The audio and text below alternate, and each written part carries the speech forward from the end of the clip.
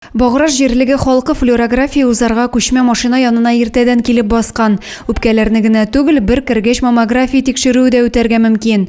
Роза Таймасова һәр кеше елга бер тапкыр узарга тиешле тикшерүне уңайлы итүләренә сөенә. Вообще менә авыл җирендә тора башладык без әле күтәренә түгел. Но менә монда жыл сайын без флюорография нәрсә икәнен белмибез. Диспансеризацияны тоже менә полностью бөтенсе авылда үткәрәләр. Это аппарат маммографии. Здесь происходит маммография женщины. Тикшерү күкрәк безләре яман шишен ачыклау максатыннан үткәрелә. Авылда яшәүче 40 яшьтән узган һәр хатын-кыз үзенең сәламәтлеген тикшертергә тиеш. Вдохнуть и не дышать.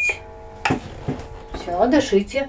Машинаның икенче башында рентген кабинет урнашкан. Мондый мөмкинлектән күрше югары Баграшда яшәүче Светлана Тугашова да файдаланып калырга булган. Оңайлы авылга килгәч бигрәк тә күрше авылдан да менә мин үзем югары Баграшдан килдем. Бик оңайлы, зәйгә барып йөрисе түгел, киләләр. Флюорографияда төшәбез.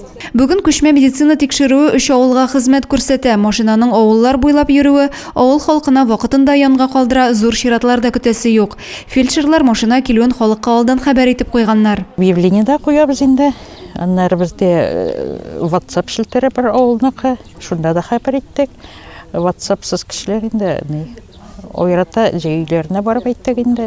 Звонить әйттек. Барысы да риза булдылар. Бу көнне 60 кеше үз сәламәтлеген тикшертергә өлгерде. Түбән Кама шәһәреннән килгән күчеп йөрешле машина ай дәвамында Зәй районының 10 авылында хезмәт күрсәтте.